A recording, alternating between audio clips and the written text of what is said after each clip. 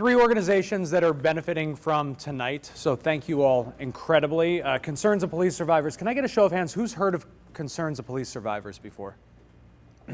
Wow, we have a lot of work to do over there, huh? So Concerns of Police Survivors, or COPS, was established in 1984. They have 54 chapters across all 50 states.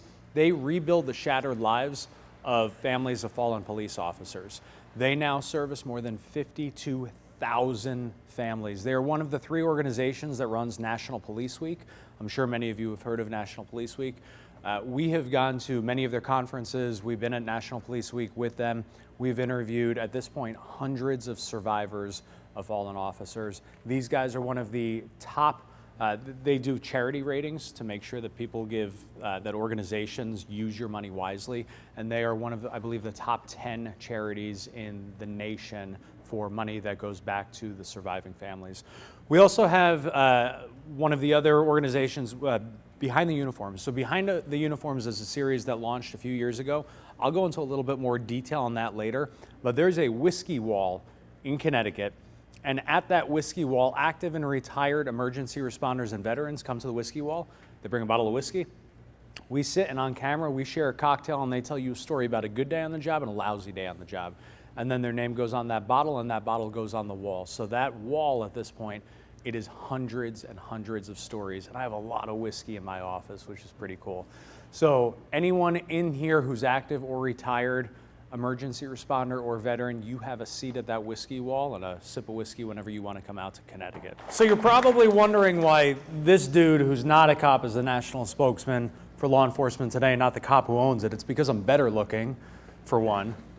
No, it's actually because I can run my mouth and no agency could fire me. And that's why Robert asked me to step up and try and be a voice for those who don't have a voice. Stephen, can you do me a solid and stand up for a second, brother?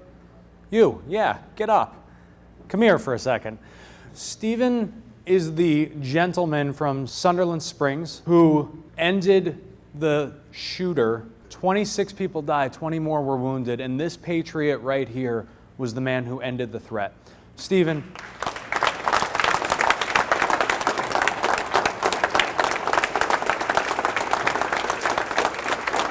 I was blessed and honored to sit down with this patriot for well over an hour yesterday. We're going to be sharing his story, one of many, on law enforcement today in the coming weeks. What's so special about Stephen is that he is like many of you who are in law enforcement. When you take off that uniform, right, nobody recognizes you necessarily if you're not in your community. They don't recognize you as being a warrior. But Stephen has that warrior mindset. He has that warrior mentality. So many of us do, and it's about damn time that we step up as patriotic Americans and start honoring the warriors among us, whether they're in law enforcement, whether they're firefighters, whether they are veterans, whether they are just men and women who love our country. So again, give it up for Stephen. Thank you, brother.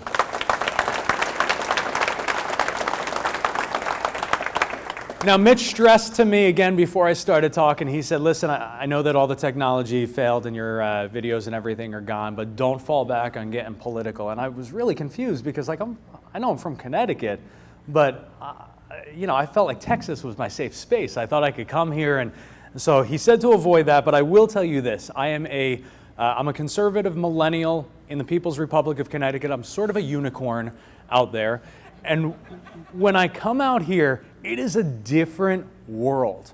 The more we travel with law enforcement today, the better feel you get for who Americans really are, right? You turn on the media, and the media says, you all hate each other, right? Like you're conservative, you're liberal, you're black, you're white, you're gay, you're straight, you're Hispanic, you're not. We all hate each other. Social media has created this environment where we think that we hate each other. But it's moments like this where we all sit down and we drink beer and we shake hands and we realize that we're no different just because of who we vote for, who we love, who we hang out with, who we drink with. We got to get back to that. I think it's time that we start putting all of our own running of the mouths aside. Shut off Facebook.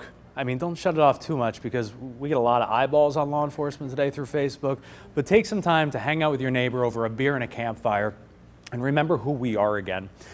I want to share with you a little story. So I was in Tucson, Arizona a few weeks ago, and I was with Tucson PD. They brought me up with the aerial division. Got the headset on so we get to listen to everything, and it's 2 o'clock in the morning, and we're flying over the city, and there's lightning all around. Now, if anyone's ever been to Tucson, you probably know this better than I did, but Tucson's like a bowl, I guess, so there could be a lightning storm all around, and that lightning's not going to touch you because of the geography of the land.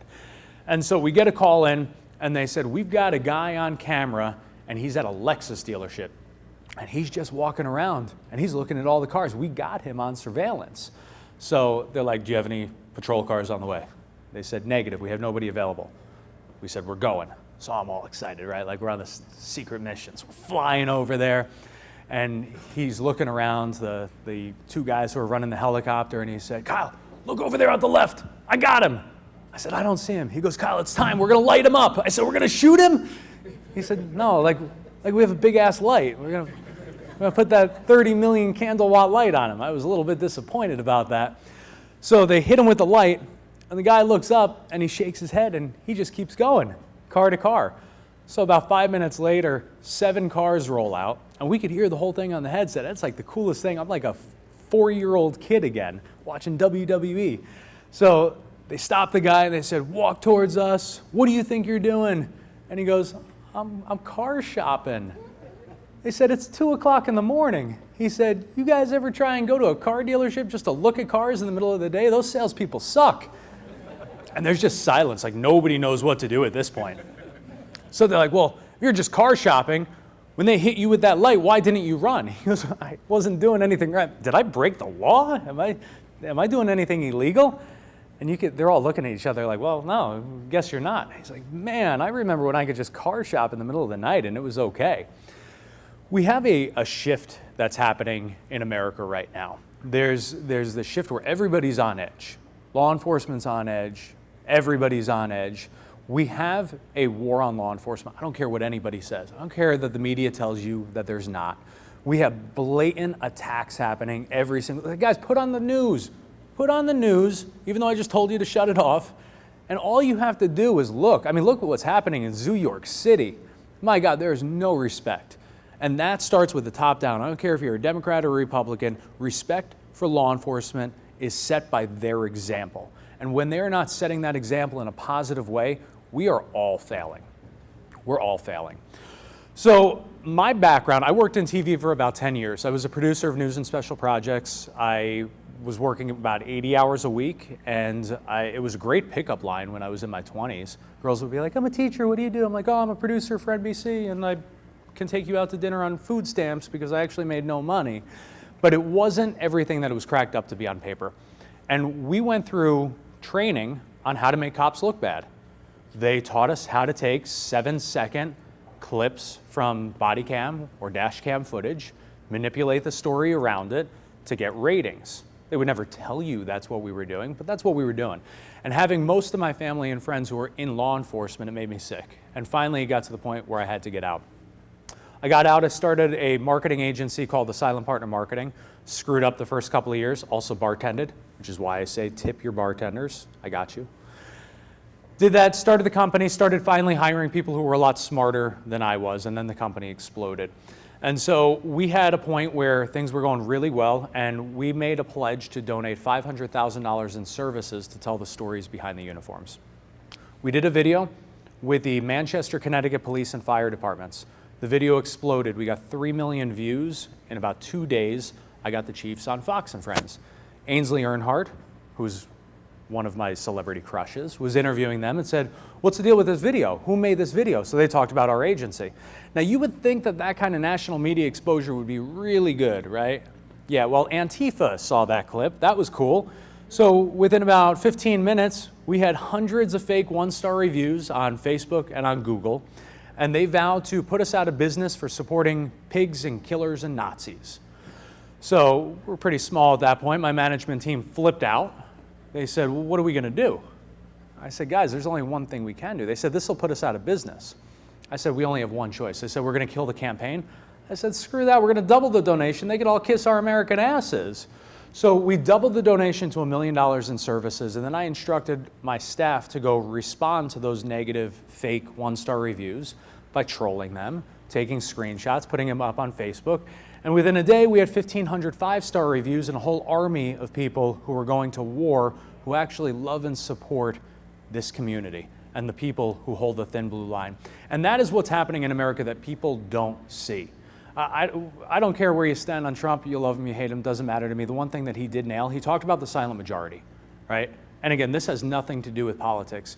The silent majority are the people who are in this room who love law enforcement, who stand behind those who serve and protect. And the media doesn't want to show you those faces. Social media doesn't want to show you those faces. But those are the people who are quietly supporting them, who are dropping off little gift baskets for them, who are watching out for them, who are sharing those positive stories of law enforcement.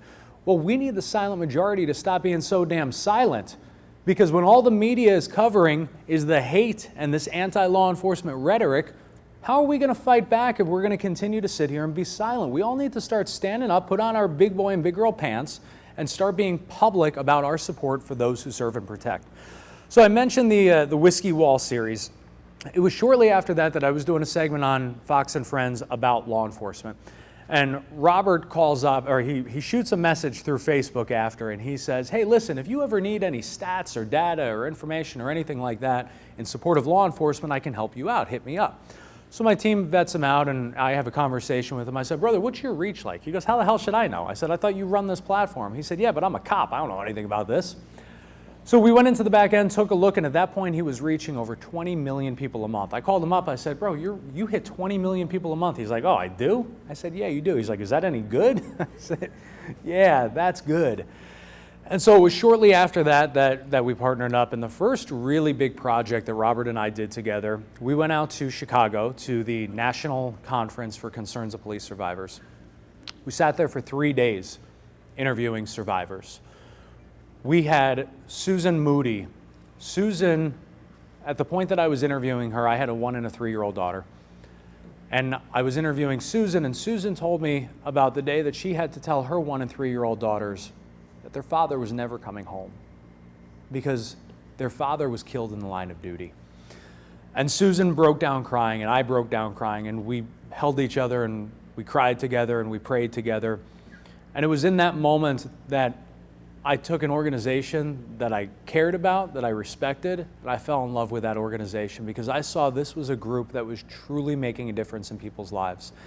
And I'm not going to drone on for too much longer, but I do want to share one story. And I feel like it's okay to talk a little bit about God because this is Texas and no one's going to pull me off stage.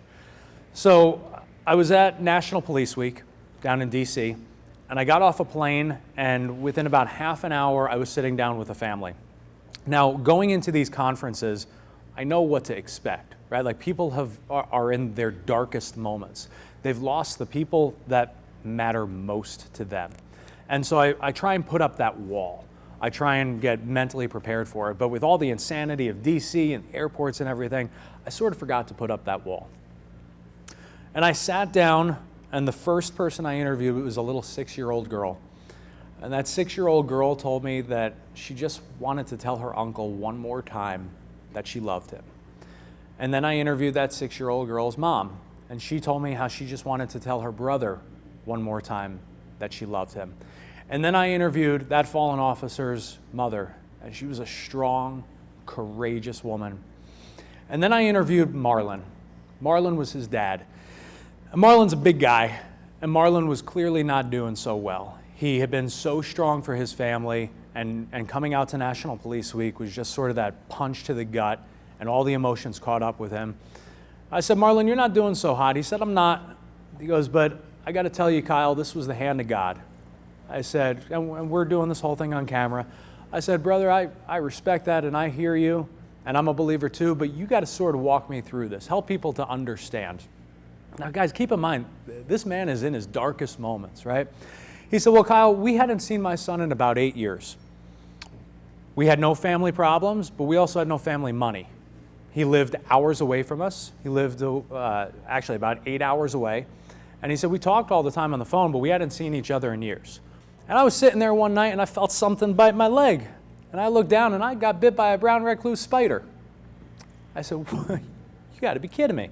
He said, no, don't feel bad for me. That was God. I said, yeah, dude, you gotta walk me through this. He goes, well, you ever hear one of these spider bites before? I said, I heard they're bad. He goes, yeah, no, they're not bad. I was gonna lose my leg. It's like a flesh-eating bacteria that chews you up.